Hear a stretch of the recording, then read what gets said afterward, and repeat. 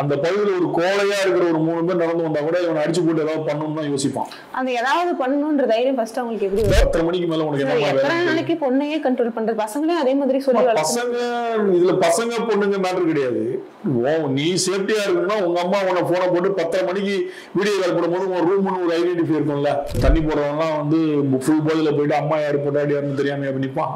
அதுக்கு அதை நான் ஒத்துக்கவே மாட்டேன். போதை என்பது அதுக்கு இதுக்கு சமம். அதே இடத்துல அந்த அந்த 3 பேரோட அம்மாவோ தங்கச்சியோ யாரோ ஒன்று இருந்தாலும் அதுதான் நடந்திருக்கும். அதுதான் சொல்றேன். அதே மெயின் ரோட்ல ஒரு ஓரத்துல காரை நிறுத்தி பேசலாம், ஏதோ காபி ஷாப்ல காரை நிறுத்தி பேசலாம், எவ்வளவோ இடங்கள் இருக்கு. அப்ப நீங்க ஆள் நடமாட்டம் இல்லாத இடத்துக்கு உங்களை நம்பி வர பொண்ணை நீங்க எந்த பாதுகாப்பு கருதி நீங்க கூட்டு போறீங்க?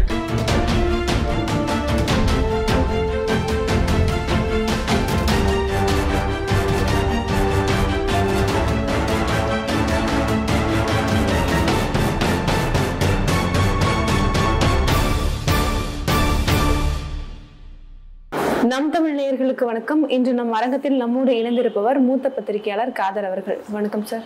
வணக்கம்மா. சார், இப்போ 2 நாளாவே பரபரப்பா போயிட்டு இருக்குன்னா, அந்த கோயம்புத்தூர் விமான நிலையத்துக்கு பின்னாடி ஒரு பாலியல் அதை பத்தி உங்களுடைய கோயம்புத்தூர் சம்பவத்தை நம்ம எப்படி பார்க்கணும் அப்படின்னு பாத்தீங்கன்னா, இது வந்து அவங்க 2 பேர் லவர் அப்படின்ற மாதிரி காதலர்கள்னு சொல்றாங்க. அவங்க இரவு ஒரு 11 மணி போல அந்த விமான நிலையத்துக்கு பின்புறம் ஒரு ஒத்தடி பாதை மாதிரி, அது காலி இடங்கள் தான் நிறைய இருக்கும், காடு மாதிரின்னு வச்சுக்கலாம், ஆள் நடமாட்டம் இல்லாத ஒரு பகுதி அது. அந்த இடங்கள்ல வந்து ஆல்ரெடி என்ன சொல்றாங்க அப்படின்னு பார்த்தீங்கன்னா, அங்கே மறைவாக வந்து குடிக்கிறதுக்கு நிறைய பேர் வருவாங்க. ஒரு காலியான இடத்த சூஸ் பண்ணுறதுனால ஆள் போலீஸ் வர மாட்டாங்க. காடு மாதிரி இருக்கும்போது அங்கே போலீஸுக்கு வேலை ரொம்ப கம்மி இல்லையா, அங்கே ஆள் நடமாட்டம் இல்லைன்னு மேக்சிமம் எப்பயாவது ஒரு வாட்டி. விமான நிலையம் பின்புறம்ன்றனால அங்கே ஒரு கேமரா அந்த மாதிரி கூட எதுவுமே இல்லையா? இல்லை, விமான நிலையம் பின்புறம்னா நீங்கள் நினைக்கிற மாதிரி விமான நிலையம் ஒட்டி மதில் சுவரை ஒட்டிலாம் கிடையாது. விமான நிலையத்திலிருந்து கொஞ்சம் தூரம் இன்டீரியர் தான். அது சொல்றதுக்கு லேண்ட்மார்க்காக நம்ம சொல்லலாம். விமான நிலையம் பின்புறம், அதுக்கு பின்னாடி உள்ள ஒரு காலி பல ஏக்கர் இடங்கள் அது. அதை வந்து நம்ம ஐடென்டிட்டியாக வந்து விமான நிலையம் பின்புறம்னு சொல்லுவாங்க. பட் ஆனால் வந்து அங்கே யாரும் பெருசாக ஆள் நடமாட்டம் இருக்காது அப்படின்றது அங்கே உள்ளவங்களுக்கு தெரியும், அங்கே உள்ள நடமாடுறவங்களுக்கு தெரியும். அதே நேரத்தில் வந்து இவங்க வந்து ஒரு 11 மணி போல் அந்த காரில் அங்கே இருந்திருக்கும் போது தான் அந்த சம்பவம் நடந்ததாக போலீஸ் கொடுத்த தகவல் இருக்குது. அந்த டைமில் தான் இந்த மாதிரி ஒரு 3 பேர் வந்து பிரச்சனை பண்ணாங்க, கார் கண்ணாடியை உடைச்சாங்க, அந்த பொண்ணை பலவந்தமாக தூக்கிட்டு போயிட்டு பாலியல் வன்புணர்வு பண்ணாங்க, அந்த பையனை அருவாளால் வெட்டியதாக போலீஸின் முதல் தகவல் அறிக்கையில் இருந்துச்சு. அதை தொடர்ந்து சம்பந்தமான ஒரு 3 பேரை காலில் சுட்டு பிடிச்சிருக்காங்க போலீஸ். உடனடியாக சம்பவம் நடந்து ஒரு 24 மணி நேரத்திற்குள் குற்றவாளிகளை பிடிச்சிருக்காங்க. அவங்க மேலே ஏற்கனவே கொலை வழக்குகள், அடிதடி, அந்த மாதிரியான சில வழக்குகள்லாம் அவங்க மேலே இருப்பதாகவும், அதில் 2 பேர் அண்ணன் தம்பியும் ஒருத்தர் உறவினரும் அப்படின்ற மாதிரி போலீஸுடைய முதல் தகவல் அறிக்கையில் சொல்லியிருக்கு. இது இப்போ இந்த பிரச்சனை வந்து முடிவுக்கு வந்திருக்கு, அரெஸ்ட் பண்ணோன்னே அப்படின்னு சொல்லி ஒரு பக்கம் பார்த்தாலும், இதை வந்து அரசியல்வாதிகள் வந்து பூதகரமாக்குறாங்க.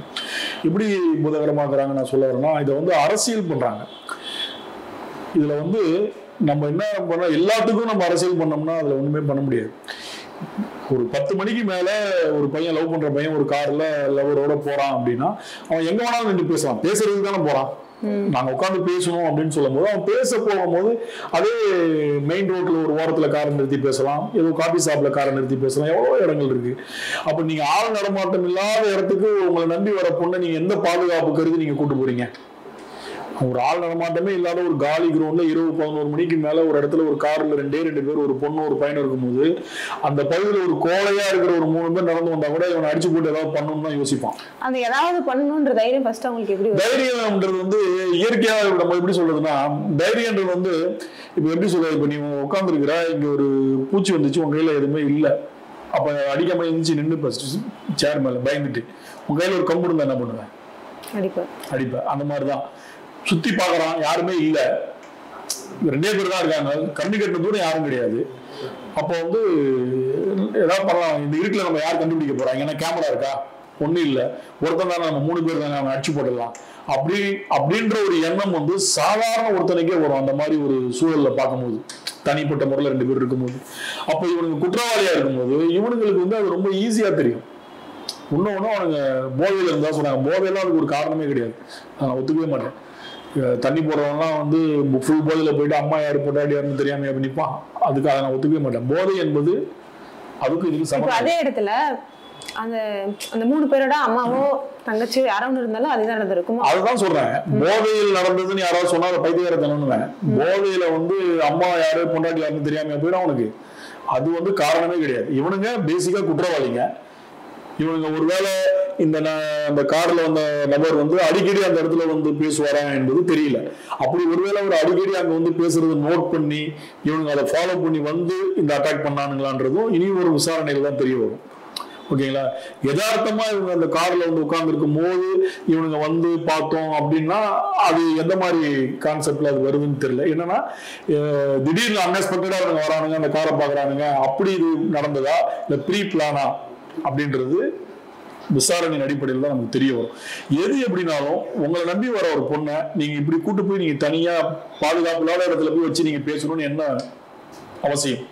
பேசதானே போறீங்க, அது எங்க வேணாலும் நிறுத்தி காரை நிறுத்தி பேசலாமே, கோயம்புத்தூர் பைபாஸ்ல நிறுத்தி பேசலாமே, ஏதாவது ஒரு ஹோட்டல் வாசல்ல உட்காந்து பேசலாமே. இப்ப அட்லீஸ்ட் ஒன்னால ஒரு 2-3 பேரை அடிக்க முடியும்னா கூட இந்த மாதிரி இடத்துல உட்காந்து நீ பேசுறது சரிங்களா? ஒன்னால அந்த பொண்ணுக்கு பாதுகாப்பு கொடுக்க முடியல, நீ எதுக்கு தனிப்பட்ட முறையில் ஒரு இடத்துக்கு கூட்டு போற? இது வந்து இன்னொன்னு நம்ம என்னன்னா குற்றவாளிகளுக்கு ஆதரவா இல்ல அரசுக்கு ஆதரவா கிடையாது. இது வந்து நம்மளும் சில சுய கட்டுப்பாடோட இருக்கணும். இந்த மாதிரி தவறுகளை நடக்காம நம்மளும் தடுக்கிறதுக்கு நம்மளுக்கு ஒரு சோசியல் ரெஸ்பான்சிபிலிட்டி இருக்கு. நம்ம போய் எங்கேயோ போய் ஒரு இடத்துல லாக் ஆகும் போது எல்லாருமே நல்லவனா வந்து இங்க அட்வைஸ் பண்ணி போங்கன்னு சொல்ல மாட்டான். குற்றவாளிகள் அவனுங்க ஆல்ரெடி அவனுக்கு மேல கொலை கேஸ்லாம் இருக்கு. நல்ல வேளை அவனுங்க வந்து அருவாவை திருப்பி அந்த பையன் தலையில வெட்டினால பெரிய பாதிப்பு இல்லை. அருவாவை ஒரே வெட்ட அப்படின்னா அந்த பையன் இறந்துக்கூடிய வாய்ப்புகள் இருக்கு. அந்த பையனை மிரட்டுறதுக்காக திருப்பி விட்டு ஆமா திருப்பி அருவாவை திருப்பி வந்து ஒரு அடி அடிப்பாங்க. இது வந்து சிம்பிளா இதுக்கு பேர் அசால்ட்டுன்னு. வெட்டுக்காயமே இருக்காது, ஆனா அடி பயங்கரமா இருக்கும் இதுக்கு பேரு. அந்த மாதிரிதான் பண்ணிருக்கானுங்க. அதனால அவன் பயந்து மயங்கி விழுந்திருக்கான். அதுக்கப்புறம் தான் அந்த பொண்ணை இவனுங்க வந்து அரெஸ்ட் பண்ணியிருக்காங்க. இது வந்து போலீஸ் விசாரணையில் சொல்லப்பட்ட தகவல். அதுக்கப்புறம் இந்த பையன் தான் நினைவு திரும்பி 100 கால்ஸ் பண்ணி போலீஸுக்கு தகவல் சொல்லி அதுக்கப்புறம் போலீஸ் வந்து தான் அந்த பொண்ணை மீட்டதாகவே பிரபல நாளிதழ்கள்லாம் செய்தியா வந்திருக்கு. இதுக்கப்புறம் போலீஸோட இன்வெஸ்டிகேஷன்ல என்ன அவங்கள்ட்ட எடுக்கிற வாக்குமூலம், இந்த பொண்ணுகிட்ட எடுக்கிற வாக்குமூலத்தை வச்சுதான் உண்மையாக என்னென்ன நடந்தது அப்படின்னு நமக்கு தெரிய வரும். ஆனா நம்ம சொல்றது என்னன்னா, பெற்றவங்க நீங்க வெளியூருக்கு பொண்ணுங்களை அனுப்பிச்சு படிக்க வைக்கிறீங்க, தனியா ஹாஸ்டலோ தனியா வீடு எடுத்து தங்குறாங்கன்னா அவங்கள நீங்க தினமும் இரவு நேரங்கள்ல ஃபாலோ பண்ணுங்க. ஒரு வீடியோ கால் போடுங்க, பேசுங்க, ரூம் வந்துட்டியாமான்னு கேளுங்க. 10:30 மணிக்கு மேல உனக்கு என்ன பொண்ணையே கண்ட்ரோல் பண்றது, பசங்களே அதே மாதிரி சொல்லி பசங்க இதுல பசங்க பொண்ணுங்க மேட்டர் கிடையாது. நீ சேஃப்டியா இருக்கணும்னா உங்க அம்மா உன்னை போனை போட்டு 10:30 மணிக்கு வீடியோ கால் போடும்போது உன் ரூம்னு ஒரு ஐடென்டிஃபை இருக்கும்ல. அப்ப நீ வந்து பேசும்போது ரூமுக்கு வந்துட்டமா, ஓகே. இப்ப நான் சாதாரணமா எனக்கு கல்யாணம் 2 பசங்க ஆகி போச்சு, நான் பெரிய இன்னைக்கும் 10 மணினா எங்க அம்மா எனக்கு ஃபோன் பண்ணுவாங்க, வீட்டுக்கு போயிட்டாடான்னு கேட்பாங்க. 10 மணிக்கு மேல வெளியில தான் ஏன் ஒன்னும் ஊர் சுத்திட்டு இருக்க, வீட்டுக்கு போ. சில சுய கட்டுப்பாடு வேணுமா நமக்கும். 11 மணிக்கு போயிட்டு நம்ம ஒரு இடத்துல போய் பாதுகாப்பு இல்லாத இடத்துல நம்ம ஏன் நீங்க அந்த பையன்டே சொல்லணும்ல, ஏன்னா இங்க யாருமே இல்லை, இருட்டா இருக்கு, இந்த ஊர் இந்த இடம் சரியில்லை, நம்ம ஏன் முனையிலேயே உட்காந்து பேசலாமே அப்படின்னு சொல்லாம எல்லாத்துக்கும் எல்லா காடு மாதிரி இருக்கிறதுக்கும் எல்லாத்துக்கும் போலீஸ்னா போலீஸ் நம்ம பிளேம் பண்ணவே முடியாது. எல்லாத்துக்கும் போலீஸை நம்ம சொல்லிட்டு இருக்க முடியாது. அவங்க வந்து நீ பப்ளிக்கா இருக்கிற இடத்துல பாதுகாப்பு போறான், காட்டுக்குள்ள எவன் இருப்பான்னு அவங்களுக்கு தெரியுமா இல்லை, நீ போகும்போது சொல்லிட்டா போற நாங்க காட்டுக்குள்ள போய் உட்காந்து பேச போறோம். அதனால நம்ம வந்து பசங்க பொண்ணுங்க இதுல வந்து மேட்ரு கிடையாது. இப்ப நான் சொன்னோடனே நீ வந்து அவன் பசங்களுக்கு சொல்லுங்கன்னா, பசங்கன்னா அவன் கூட்டிட்டு போனா ஏன் அந்த பொண்ணு போச்சுன்னு தான் கேட்க வரும். 2 பேருமே பிளேம் பண்ணல. பாதுகாப்பான முறையில நீங்க எங்கேயாவது உட்காந்து பேசுங்க. நீங்க லவ் பண்றது உங்க ஃப்ரீடம், இண்டிபெண்டா நீங்க எங்க வேணாலும் போலாம் வரலாம். ஒரு இரவு நேரத்துக்கு மேல ஆயிடுச்சுன்னா அந்த பொண்ணு வந்து உன்னை வந்து நம்பி வருது. உன்னை நம்பி வரும்போது அந்த பொண்ணுக்கு நீ வந்து பெரிய பாதுகாப்பு கொடுக்கணும். இப்ப நீ ஏதோ ஒரு பப்ளிக்கா ஒரு ரோட்ல உட்காந்து ஒரு 10-20 பேர் நடக்கிற இடத்துலயோ ஒரு கும்பல் கூடுற இடத்துலயோ நீ கார்ல தானே உட்காந்து பேசணும், எங்கேயோ காரை நிறுத்திட்டு பேசினா அந்த சம்பவம் நடக்க வாய்ப்பு இருக்கா? அப்படி யாராவது 3 பேர் வந்து மிரட்ட முடியுமா? அப்படியே வந்து ஒரு 3 பேர் கத்தி காடி மிரட்டினா பப்ளிக் சும்மா இருக்குமா? எவ்வளவு விஷயங்கள் இருக்கு. ஒதுக்குப்புறமா போகும்போது அது நமக்கு சேஃப்டி இல்லைன்னு சொல்ல வரேன். இந்த தவிர இனி ஒரு காலத்துல யாரும் செய்யாதீங்க. அப்புறம் செஞ்சுட்டு போலீஸ் பாதுகாப்பு கொடுக்கல, அது கொடுக்கல, இந்த ஆட்சியில இப்படிதான் சொல்லாதீங்க. எல்லா ஆட்சியிலுமே நடந்திருக்குது. நம்ம எந்த ஆட்சிக்கும் சப்போர்ட் கிடையாது. எல்லார் ஆட்சியிலையுமே இதை விட மோசமாக நடந்திருக்கு. அதிமுக ஆட்சியில் எடுத்துக்கிட்டீங்கன்னா பொள்ளாச்சி சம்பவம் ஒண்ணு போதும், இதை விட கொடுமையான விஷயங்கள் இல்ல இந்தியாவில எல்லா ஊர்லயுமே நடந்துட்டு இருக்கு. ஒரு 8 வயசு குழந்தைய கோயிலுக்குள்ள வச்சு அரெஸ்ட் பண்ணானுங்க, ஒரு பொண்ணை பஸ்ல அரெஸ்ட் பண்ணானுங்க. இது இன்னைக்கு நேற்று நடக்கிற விஷயம் இல்லை. இது யாரும் இதையுமே நியாயப்படுத்தல. இது நடந்துகிட்டு தான் இருக்கு. 2 மாசத்துக்கு முன்னாடி போலீஸ்காரங்களே ஒரு பொண்ணு திருவண்ணாமலையில வந்திருக்கு. இதுக்கு வந்து இவன் அவன்லாம் கிடையாது. இந்த வன்புறவு பாலியல் ஹராஸ்ன்றது அந்தந்த சூழல். சரி, இப்போ வந்து அந்த இடத்துக்கு அவங்க போனாங்கன்னா அங்க போயிட்டு போலீஸ் பாதுகாப்பு தரணும்னு இல்லை. அவங்களுக்கு அந்த அளவு ஒரு பொண்ணை தொட்டா எந்த அளவுக்கு தண்டனை அதிகரிக்கிறாங்களோ அந்த அளவுக்கு அவங்களுக்கு பயம் வரும். தண்டனைகளே அவ்வளவு கடுமையா இல்லை. தண்டனைகள் கடுமையா இல்லைன்னா ஒரு விஷயம் இதே மாதிரி விஷயங்கள்ல ஒருத்தனை சுட்டுட்டாங்கன்னு வச்சுக்கோ, போலீஸ் பாதி பேர் சூப்பர்ன்றான், சரியான தண்டனை சுட்டுட்டீங்க வாழ்க வாழ்கன்றான் போலீஸ. அதுல ஒரு தரப்பு என்ன சொல்றாங்கன்னா உங்களுக்கு யார் அது அதிகாரம் கொடுத்ததுன்னு கேட்கலாம். எப்படி நீங்க எல்லாம் எடுத்தோன்னு சுட்டுருவீங்களா, உண்மை குற்றவாளி வெளியே தெரியக்கூடாது நீங்க சுட்டீங்களான்னு. அப்ப போலீஸுக்கு வந்து 2 பக்கமும் இடியாப்ப சிக்கல் மாதிரி. சுட்டாலும் ஒரு தரப்பு ஒவ்வொன்றான், ஒரு தரப்பு திட்டுறான். சுடலைனால ஏன் அவனுக்கு நீ துடலன்னு கேட்கறான். ஒருத்தனை என்கவுண்டர் பண்ணாங்கன்னா அதுக்கு அப்புறம் அந்த போலீஸ் ஆபீசர் கிட்ட அவரு அந்த பிரச்சனைகளை சந்திக்கிறது நிறைய இருக்கு. ஒரு ஹியூமன் ரைட்ஸ் போனோம், அது அவருக்கு ப்ரமோஷன் கட் ஆகும், அது அந்த சுட்டதுக்கான ஒழுங்கான விளக்கம் இல்லைன்னா அவர் சஸ்பெண்ட் பண்ணுவாங்க. எவ்வளவு ரிஸ்க் எடுத்து ஒரு என்கவுண்டர் பண்றாங்கன்றது சாதாரண மக்களுக்கு தெரியாது. அப்ப அதை மீறி ஒரு போலீஸ் ஒருத்தனை சொல்றாங்க அப்படின்னா அதுக்கு நீங்க ஆதரவு கொடுக்கறதுனாலும் பரவாயில்ல, விமர்சனம் பண்ணாதீங்க. எல்லாரையும் சொல்றது இல்லை, இவனுங்கெல்லாம் ஃபிட்டு. நான் கூட நினைச்சேன் என்கவுண்டர் பண்ணுவாங்கன்னு தான் நினைச்சேன். ஏன்னா இதே கோயம்புத்தூர்ல ஒரு 9 வயசு பொண்ணு, ஒரு 8 வயசு பையன், அவங்க வீட்லயே வேலை பார்த்த ஒரு ஆள் வந்து கூட்டிட்டு போய் அரெஸ்ட் பண்ணி அந்த குழந்தைய சாவடிச்சு அந்த கால்வாயில போட்டுடுறான். அப்போ கமிஷனர் வந்து சைலேந்திர பாபு, கோயம்புத்தூர் கமிஷனர் வந்து சைலேந்திர பாபு அவர்கள் இருந்தாங்க. அந்த 2 பேர்ல ஒருத்தனை என்கவுண்டர் பண்ணாரு. அந்த ஊரே பட்டாசு வெடிச்சு ஸ்வீட் கொடுத்து கொண்டாடினாங்க அவனை என்கவுண்டர் பண்ணது. அப்படியும் சில ஆபீசர் இருந்திருக்காங்க. இந்த விஷயத்துல வந்து சுட்டிருக்காங்க, காலில் பட்டிருக்கு, அவங்களுக்கு உயிருக்கு பாதிப்பு இல்லை. பட் இதுல யாரையாவது ஒரு ஆளை என்கவுண்டர் பண்ணிருக்கலாம், தப்பு ஒன்றும் கிடையாது. நான் சொல்றதுனால எனக்கு ஒன்றும் பயமும் கிடையாது. கண்டிப்பா சுட்டிருக்கலாம். ஏன்னா இது ஒரு மோசமான ஒரு பாலியல் ஹராஸ்மெண்ட் இது. ஏன்னா ஒரு பையனும் ஒரு பொண்ணும் தனியா இருக்கவே கூடாதுன்னு இந்த சமூகத்துல உள்ள ரவுடிங்க நினைக்கிறாங்களான்னு தெரியல.